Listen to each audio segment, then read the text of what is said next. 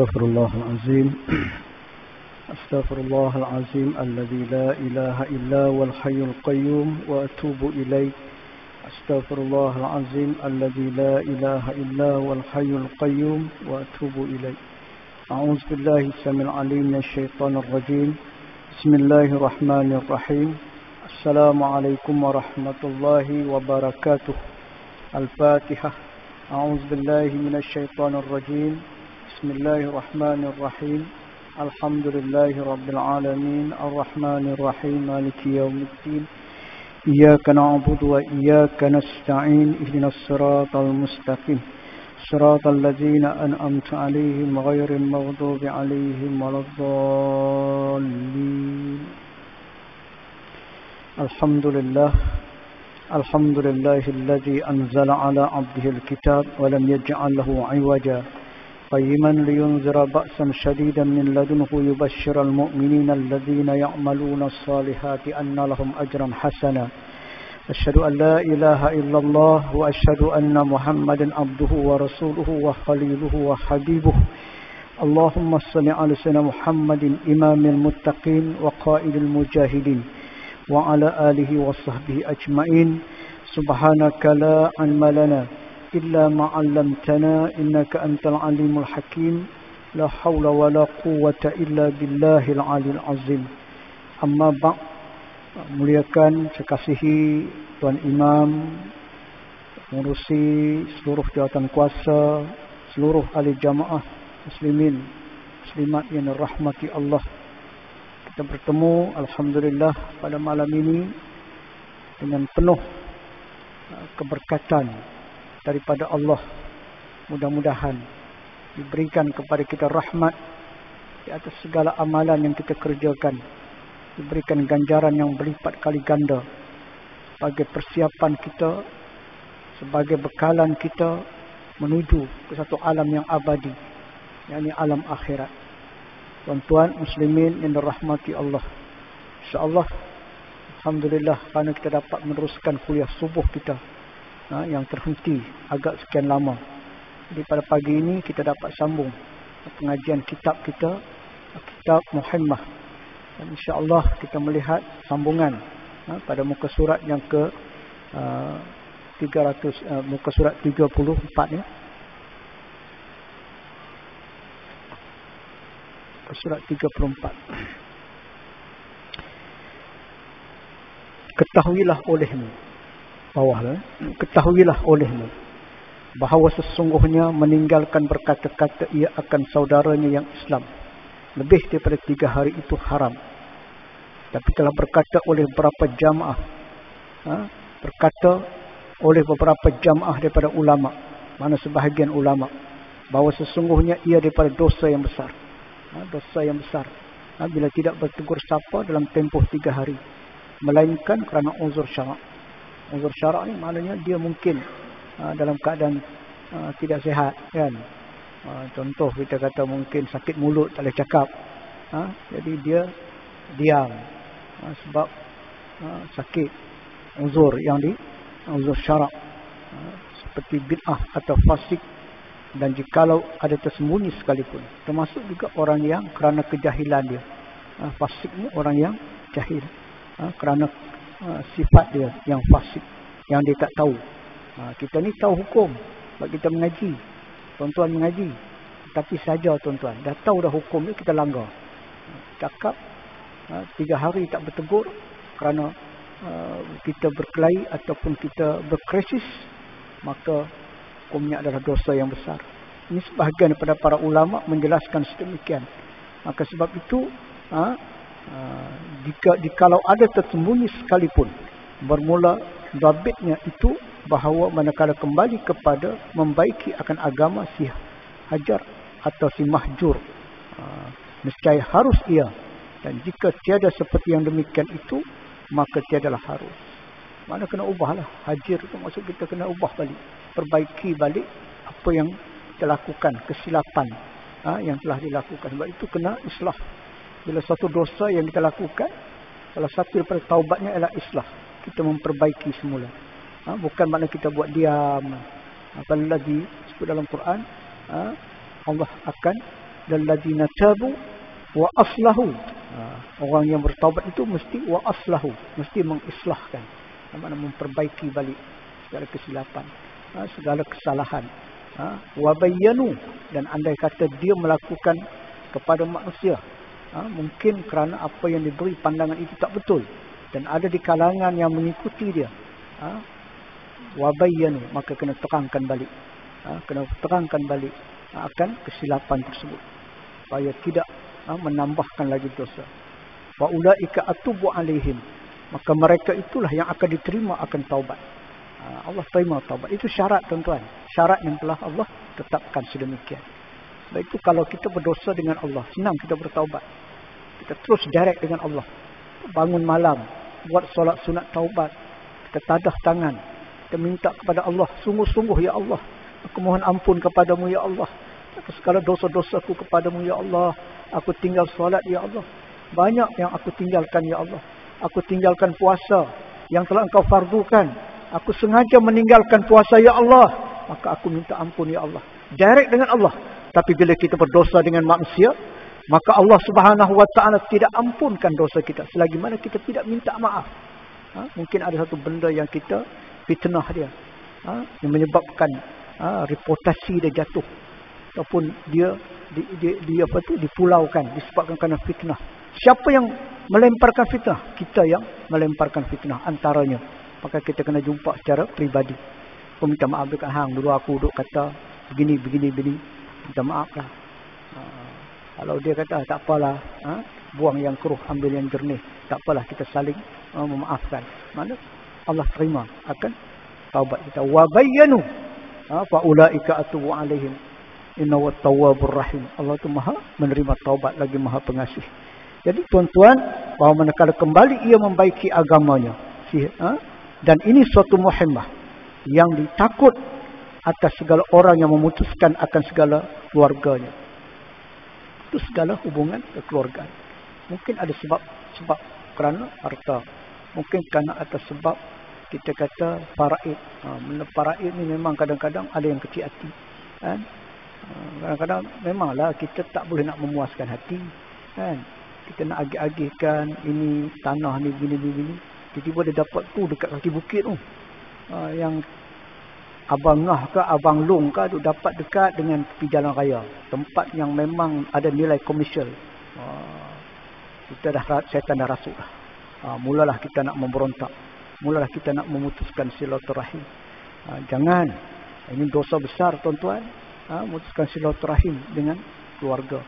Jadi ada seorang yang terputus silaturahim dengan adik dia sendiri.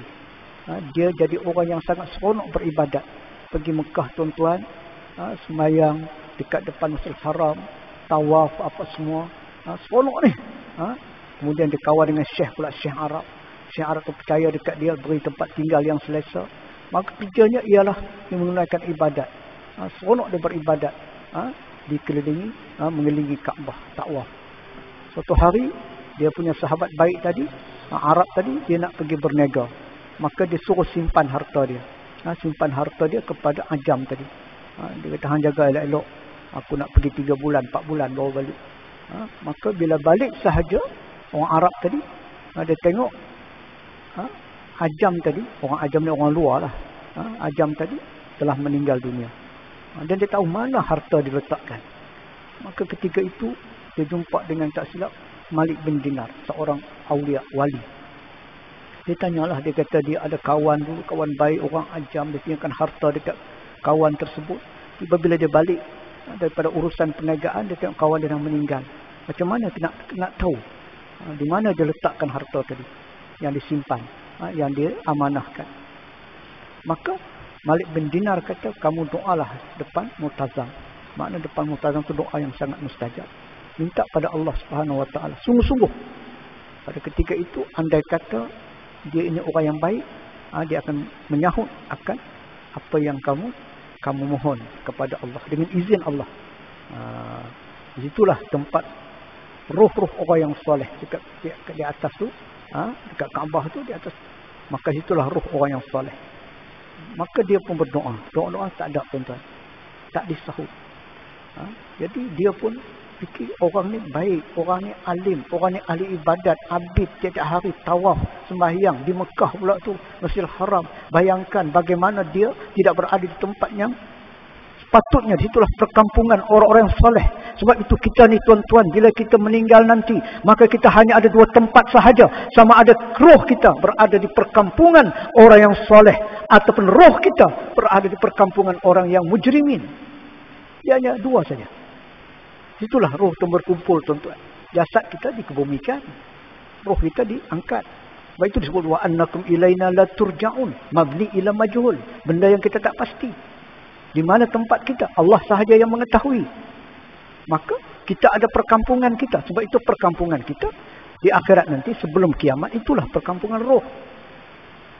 Dan ada sebahagian ulama menyatakan bahawa itulah kita dapat jumpa balik orang yang soleh-soleh, yang dulu pernah semayang di masjid ni, yang dulu pernah mengajar di masjid ini. Sahabat baik kita yang telah meninggal. Hang kah? Oh, alhamdulillah. Kita duduk kat sini, jumpa balik. Dan ada di antara riwayat sebut bahawa mereka akan bertanya khabar. Macam mana masjid kita? Masjid kita tak bocok lah. Dulu bocok. Okey lah. Contoh.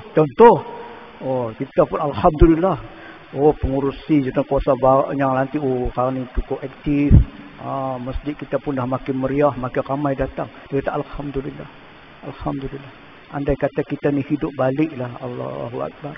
Tentu kita bagi tahu semua orang betapa besarnya pahala ganjaran orang yang sentiasa mengimarahkan masjid, rumah Allah. Mereka tak nampak sebagaimana kita dapat nampak hari ini. Mereka tak dapat rasa bagaimana apa yang kita rasa hari ini. Betapa besarnya kurniaan Allah, betapa besarnya nikmat Allah Subhanahu wa taala yang Allah kurniakan kepada orang yang sentiasa mencintai masjidnya, mencintai akan majlis ilmu. Jadi inilah hakikat, sebab kita tak tahu, tuan-tuan. Kita tak nampak pun. Jumpa balik Malik bin Dinar. Dia kata tak ada lah. Malik bin Dinar terkejut. Dia kata bukankah dia ahli abid? Ya. Dia tak pernah buat jahat, tak pernah buat maksiat. Tapi kenapa Allah tidak letakkan dia di situ? Dia kata kalau pergi dekat Yaman, ada tempat nama Barquds. Pergi dekat Barquds. Itulah terkumpulnya roh orang-orang yang mujrimin, orang yang berdosa.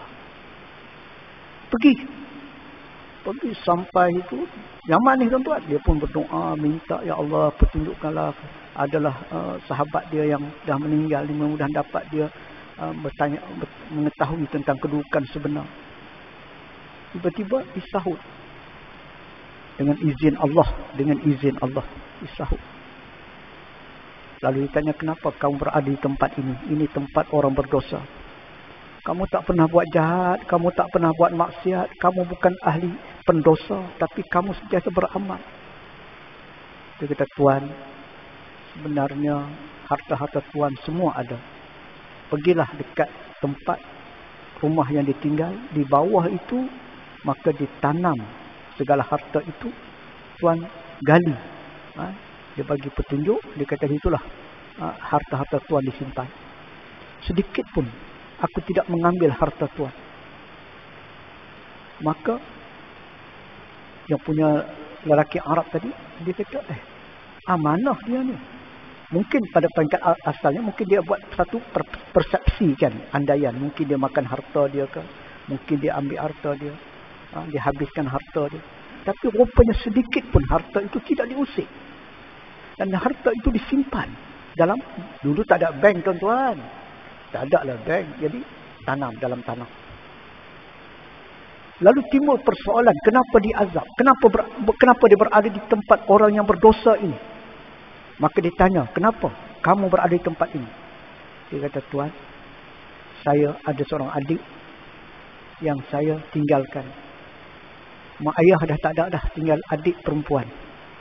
Dan dia sampai di Mekah setelah seronok beribadah. Sehingga saya tidak menghubungi akan adik saya.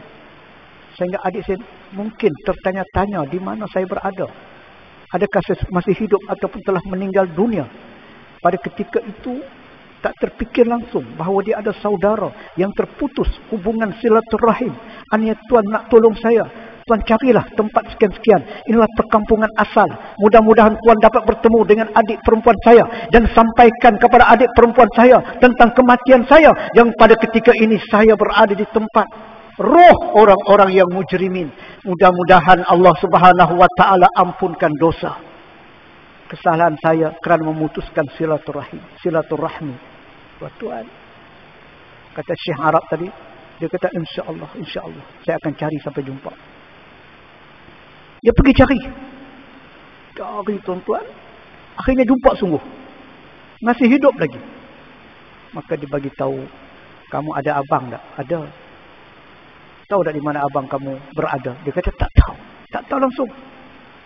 Tak tahu sama ada hidup ataupun mati. Adakah Tuan Syekh tahu di mana abang saya? Dia kata saya tahu. Adakah abang saya masih hidup? Dia kata abang kamu telah meninggal dunia. Tu dia keluar air mata, teriak, menangis dia dengan sungguh-sungguh. Dia kata saya amat mengasihi akan abang saya, tapi saya tak tahu di mana dia berada. Rupanya Allah dah jemput dia. Maka cerita panjang sikit tentang keadaan babang dia begini-begini. Lalu lagi bertambah sedihlah dia. Maka dia menyatakan, ya Tuan Syekh, walaupun dia telah tinggalkan saya sekian lama, terputus hubungan silaturahim, tidak tahu kabar berita, tapi saya sebagai adik tetap akan memaafkan akan kesalahan, akan segala kesilapan yang dilakukan.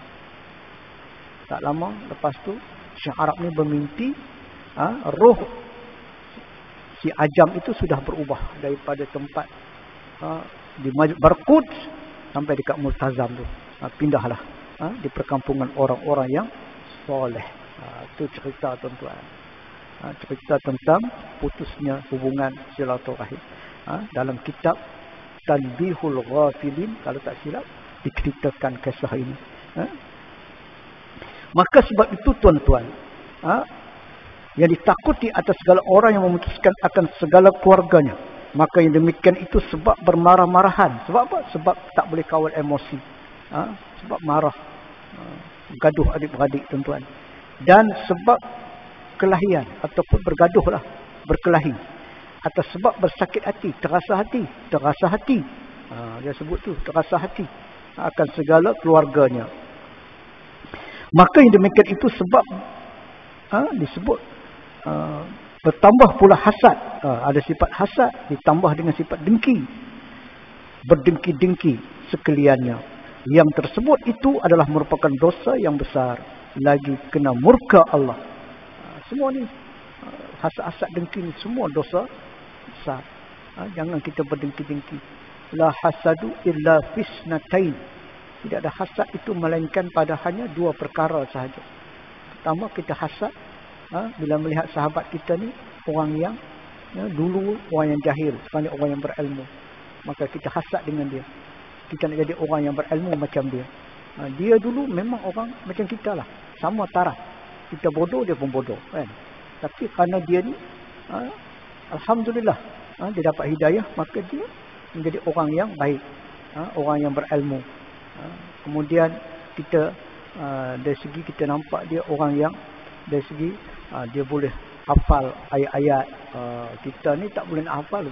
Baca qul huwallahu, qul a'udzu birabbin nas, inna a'tayna. Yang tu yang kita hafal. Dia boleh hafal daripada amma yatasaalu, dia hafal. Dia ni dulu kalau masa mengaji sekolah dulu kira nak kita kata nak kat bawah ya, kan. Kalau pelajar tu ada 30, dia daripada 30 ke 20 tu ya, dia punya duk main kat situ. Ini budak lemah. Tapi tiba-tiba dia boleh hafal surah-surah yang agak panjang, surah Sajadah dia hafal. Maka kita dengki, boleh. Yang kedua amalan. Tadi kerana ilmu, yang kedua amalan. Kita dengki. Kita tahu dia ni orang yang rajin sembahyang malam. Walaupun dia tak cerita, tapi kita tahu. Mungkin pada anak-anak dia kita dapat tahu. Dia kata abah duk sembahyang malam selalu. Jadi timbul satu perasaan dalam hati, ya Allah, aku ni tak pernah pun solat tahajud. Terkejut aja. Tahajud tak pernah, kan? Terkejut pergi bilik air, lepaskan kita punya hajat, lepas tu tidur balik. Derma ni bukan senang nak derma tu untuk harta. Tapi kita rasa jealous dengan dia. Kita dengki dengan dia. Dia ni susah. Saya jumpa banyak dah tuan-tuan. Bukan kata sikit saya jumpa. Orang susah. Dia tak kerja tuan-tuan. Isteri dia pendapatan dalam tak sampai 1,000 pun. Anak ramai juga tuan-tuan. Dia jumpa di sebenarnya nak bagi duit. Dia kata, nak ustaz tu. Saya kata, hang ni asnaf. Tak ustaz. Susah cara susah, senang cara senang. Susah kita bagi cara susah. Mana kita nak bagi sumbang juga. Kita derma juga. Berdapat pahala. Sebab dia tahu sumbangan ni pahalanya sangat besar. Sebab itu orang nak mati ni tuan-tuan. Pertama sekali dia minta, dia nak menyumbang. Dia tak minta, ya Allah aku nak pergi haji. Aku tak pernah lagi pergi ke Mekah. Ya Allah bagi panjang umurku sedikit lagi ya Allah. Supaya aku dapat pergi Mekah. Menunaikan ibadat haji. Tidak ada di kalangan orang yang hampir mati, yang sakarat, dalam keadaan nazak, dia minta, ya Allah, aku nak berpuasa, ni nak masuk bulan Ramadan, bagi lepas bulan Ramadan, ya Allah. Lepas tu kau matikanlah aku. Dia tak minta tuan-tuan, tapi dia nak menyumbang. Allah sebut, akhartani ila ajalin qarib fa asaddaqu. Lewatkanlah kematianku, ya Allah. Akhartani, ketika nazak tu, akhartani ila ajalin qarib, akan ajalku yang hampir. Aku nak sedekah. Andai kata kita mengetahui nilai sedekah, nilai apa yang kita sumbangkan, walaupun sedikit, dengan ganjaran yang betul besar, 700 kali ganda, yang Allah gandakan pahalanya, maka insya Allah kita akan jadi orang yang sentiasa fastabiqul khairat. Berlomba-lomba.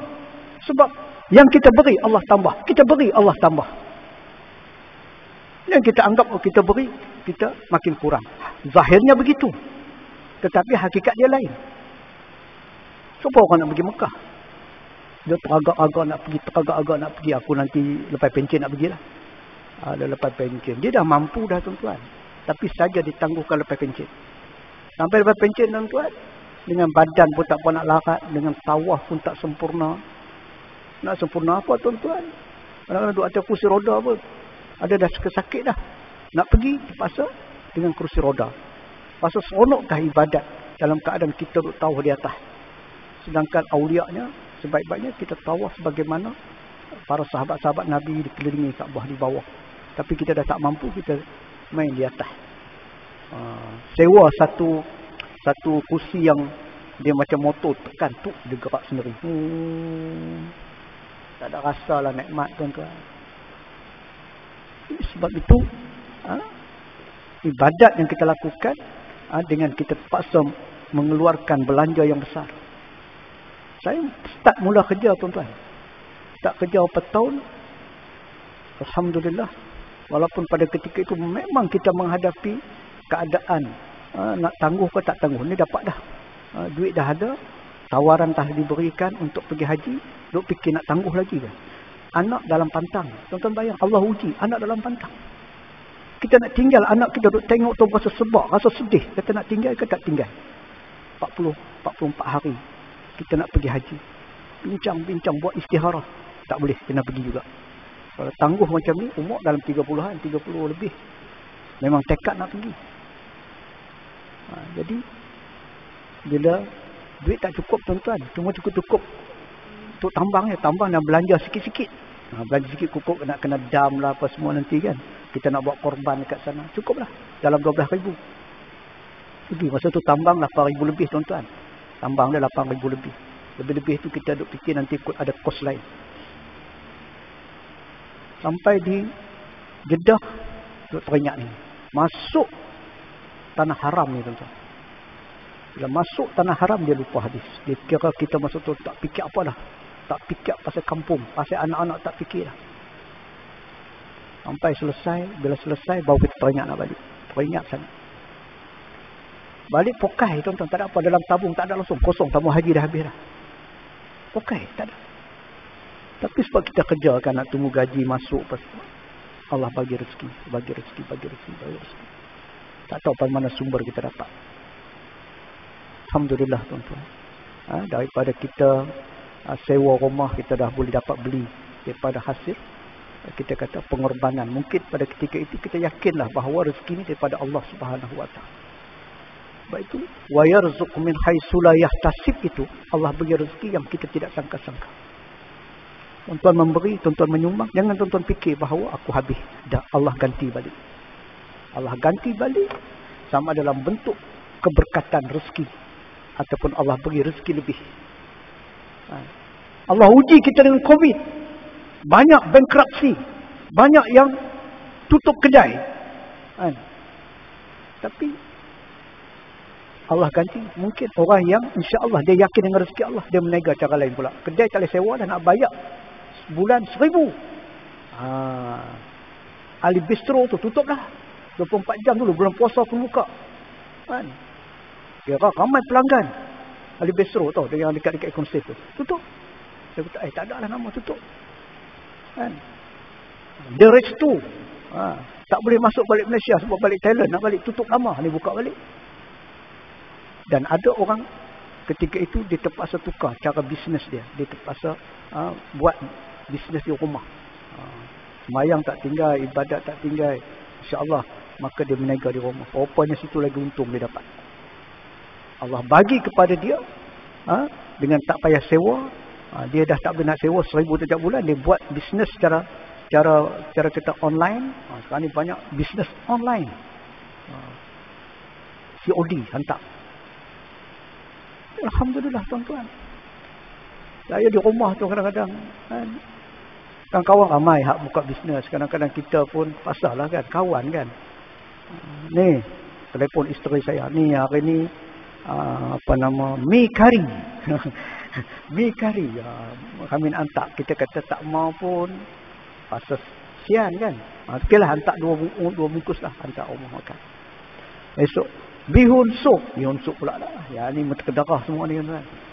Tapi insya-Allah tuan-tuan, kita ni nak tolong-tolong orang, kita boleh tolong itu. Tak apalah, tak habis pun. Kan?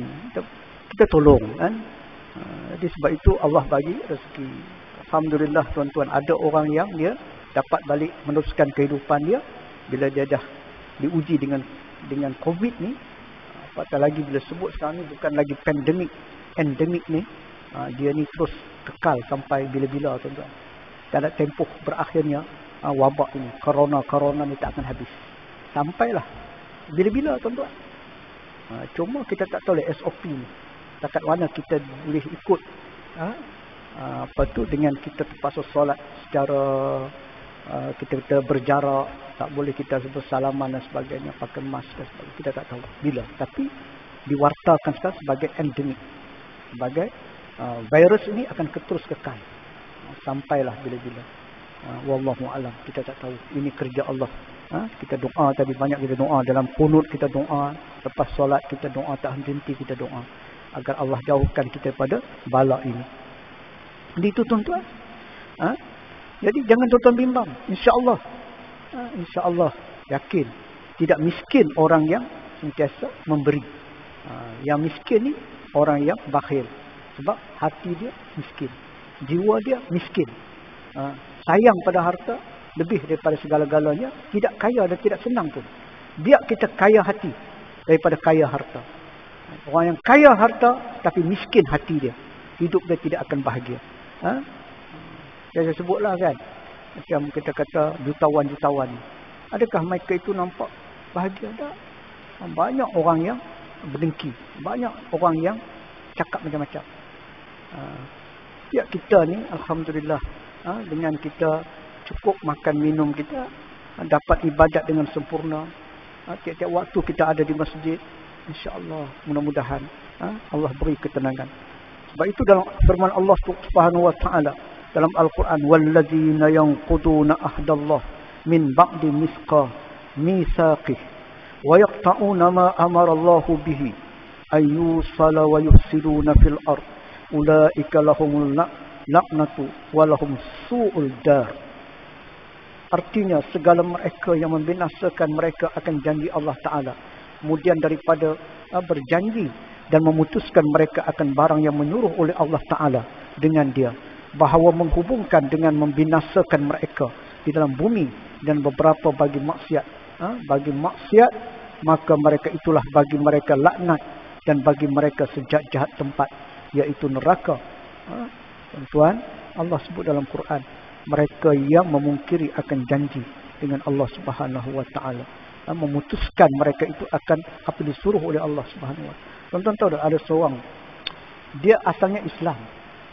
Kemudian lepas tu dia masuk Kristian kan. Dia masuk Kristian. Kemudian tak lama dia kembali kepada Islam.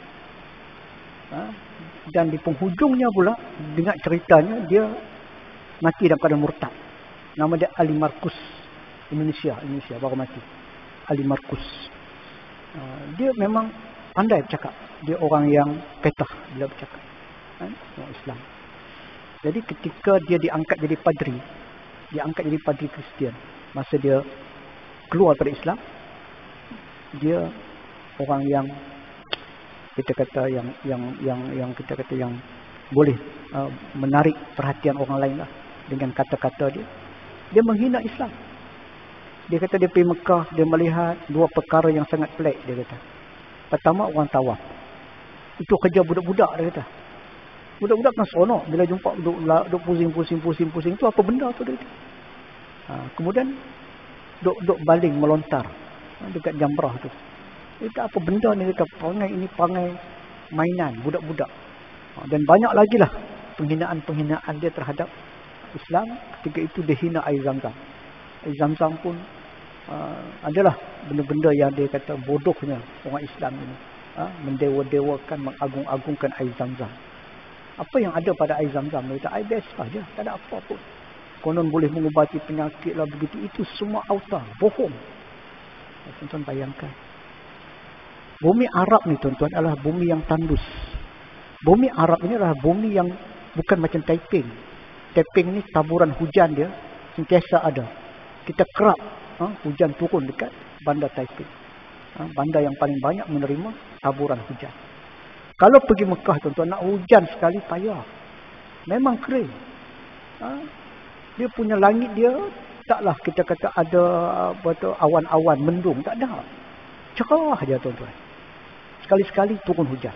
Tapi nak turun tu makan masa. Berbulan baru turun hujan. Sebab itu bumi tandus, bumi yang kering kontak. Daripada mana puncak air ni tuan-tuan? Bila Nabi Allah Ismail dan Siti Hajar ketika mana tinggalkan Nabi Allah Ibrahim alaihissalam, yang tiba-tiba dengan takdir Allah daripada tumit kaki Nabi Ismail keluar mata air. Keluar mata air.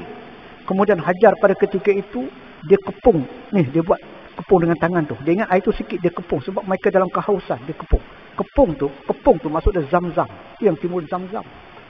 Dan mereka kata Zam-Zam, Al-Lakazam. Itu lain. Ini kepung. Jadi tuan-tuan, tiba mata air tadi, akhirnya itu saya keluar. Berapa juta umat Islam. Bayangkan satu musim haji sahaja ada 3 juta umat Islam yang mengerjakan ibadat haji. Tiba-tiba Allah Subhanahu Wa Taala berikan mata air Zam-Zam, tidak pernah kering, tidak pernah satu ketika pun tidak mengeluarkan air. Bahkan air yang ada itu sangat mencukupi. Sampai sekarang tuan-tuan, rumah saya dekat Batu Hampak, rumah arwah bapa saya lah kan. Dia buat satu telaga. Buat telaga tuan-tuan. Jadi telaga tu ada air. Jadi tak payah guna sistem kita kata pipe tak payah. Kemudian beli satu alat mesin dia sedut air tadi. Melalui masuk kepada pipe air dan tak pernah bayar. Tak perlu bayar bil air sebab kita buat sendiri. Macam dekat Kemboja yang orang bagi sumbangan derma untuk satu telaga, untuk pondok-pondok dan sebagainya. Kita buat macam tu. Buat telaga pump. Sekali kenduri tuan-tuan, kering. Kenduri. Kita ambil air tu untuk kenduri, kering. Tapi kita bayangkan bagaimana telaga Zam-Zam yang sampai hari ini tak pernah kering. Tak yakinkah kita dengan Islam? Yang Ali Markus duk hina-hina Islam ni. Kita dengar, ya Allah tuan-tuan, dia pandai cakap. Jadi boleh mempengaruhi apa yang dia cakap tadi. Jadi tuan-tuan, akhirnya para ustaz-ustaz termasuk sahabat baik dia yang Islam pergi pujuk dia, akhirnya dia keluarkan satu kenyataan bahawa dia akan kembali kepada Islam. Kembali pada Islam balik. Tapi orang Islam cakap mana dia boleh bantu tuan-tuan? Boleh bantu. Dia mu'alaf, jadi mu'alaf balik bantu. Kesatuan Kristian bagi sumbangan banyak, lebih banyak daripada Islam. Lebih banyak pada Islam. Jadi itulah menarik balik dia. Sebab dia dapat dana banyak daripada Pertubuhan Persatuan Kristian Sedunia. Sebab dia ni bekas padri. Kan, ahli Markus. Baru ni dia nazak. Tak mati tuan-tuan. Saat dia sakarat itu tuan-tuan, lidah dia tarik keluar. Tuan-tuan tengok tak? Lidah terkeluar. Panjang. Seksa, azab, seksa ketika dia nak mati. Orang yang cakap, menghina Islam. Kemudian orang yang petah, memberikan pandangan-pandangan yang tidak berasas. Maka di saat dia nak mati, Allah tunjuk kepada mereka yang hidup betapa seksanya, betapa sakitnya, betapa azabnya ketika sakratul maut, sehinggakan ni lidah terkeluar panjang. Macam tuan-tuan tarik lidah keluar. Agak-agak macam nak rasa tuan-tuan. Tak nak cabut gigi pun ada tak berani tuan-tuan, termasuk saya lah. Duk bayangkan nanti nak cabut gigi, sakit tuan-tuan. Isteri kata, abang pilah. Tak ada rasa apa pun. Kita hanya ngamuhung. Jangan main kuk, tarik cabut. Tak sanggup. Ni tarik lidah kuat. Banyak sekali ajaran sesat dah. Tu hak perempuan, hak yang mimpi tu. Apa nama dia tuan-tuan? Yang duk mimpi tu. Sekarang ni taubat lah. Dia bertaubat balik. Tak tahu sama ada dia ditekan ke ataupun kerana dia keikhlas, kita tak tahu. Tapi dia dah bertaubat balik. Dia cerita tentang Imam Mahdi akan turun di Indonesia, lepas tu apa pergi sampai ke Masjid Aqsa apa semua. Dia punya skrip dia memang disusun cantik kan. Memang cantik ni. Orang yang mudah terpengaruh ni gitu. Macam kita ceritalah tuan-tuan. Bila hari ni banyak orang yakin bahawa Taliban hak menang ni, itulah dia angkatan perang Mahdi. Yang menyebarkan panji hitam. Bahagian besar di kalangan ulama-ulama yang saya Google tengok dalam kenyataan mereka tentang kemenangan Taliban di bumi Afghanistan berdasarkan hadis Nabi yang menyebut Khurasan akan keluar daripada Khurasan. Khurasan ini daripada sempadan Afghanistan Iran.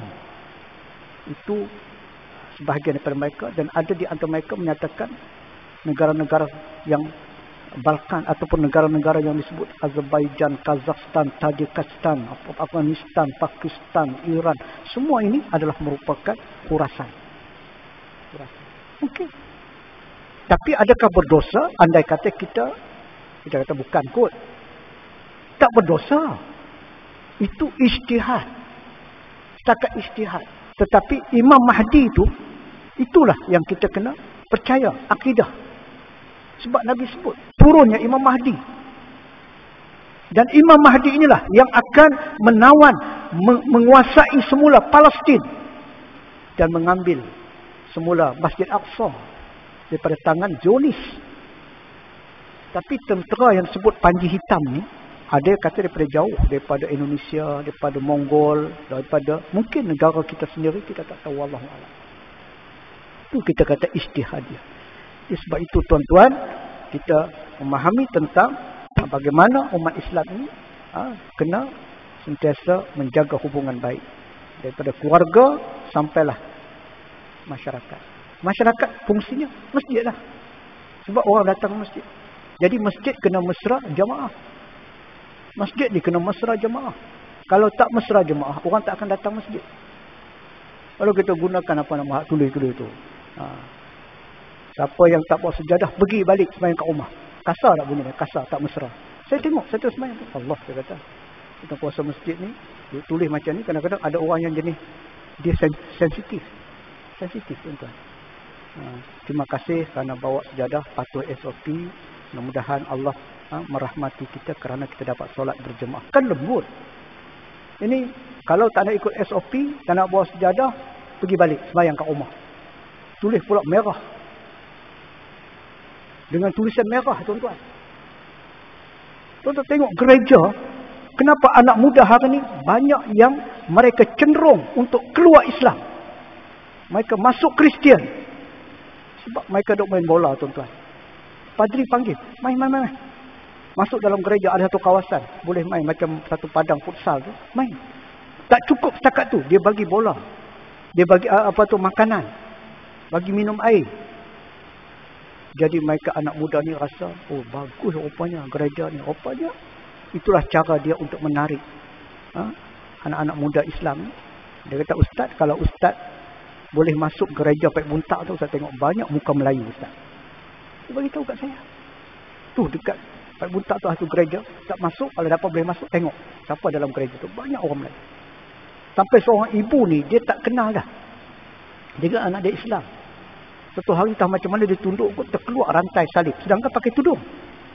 Maknanya dia menyembunyikan. Maknanya bukan menyembunyikan keislaman dia, menyembunyikan kemurtadat. Murtad dia keluar pada Islam. Walaupun dia terpaksa bertudung di hadapan keluarga dia, tapi hakikatnya dia sudah pakai rantai salib. Ni tuan-tuan. Sangat bahayalah. Jadi sebab itu kita orang Islam, biarlah masjid, surau, mesra jamaah. Kan? Kita ada banyak budi bicara, jangan terlampau kita kata rigid, keras sangat, membuatkan orang rasa takut nak datang. Kita bagi tahu secara hikmah, secara baik. Jadi insya-Allah, mudah-mudahan Allah Subhanahu Wa Taala sentiasa menjaga kita, merahmati kita. Sebab itu disebut berapa bagi maksiat, maka mereka itulah bagi mereka laknat, bagi mereka sejak-jak tempat dalam neraka. Dan Allah berfirman Subhanahu Wa Taala, wa tuqatti'una arhamakum ulaika alladhi la'anahumullah fa asammahum wa a'ma absarahum. Dan memutuskan mereka itu dan keluarga mereka, maka mereka itulah yang dilaknat oleh Allah Ta'ala. Maka menolehkan, mentulikan oleh Allah Ta'ala mereka itu, membutakan segala penglihatan mereka itu, dan telah mengeluarkan, insyaAllah kita sambung kemudian oleh Bukhari dan Muslim. Sambung dulu insyaAllah.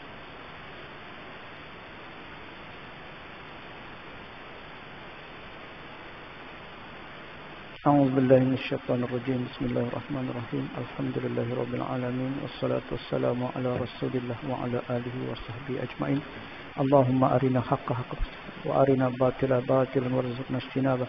Subhanaka la ilma lana illa ma 'allamtana innaka antal alimul hakim. La haula wala quwata illa billahil aliyil azim. Alhamdulillahirabbil alamin. Tangguhkan dengan tasbih kafarah dan syukur asy.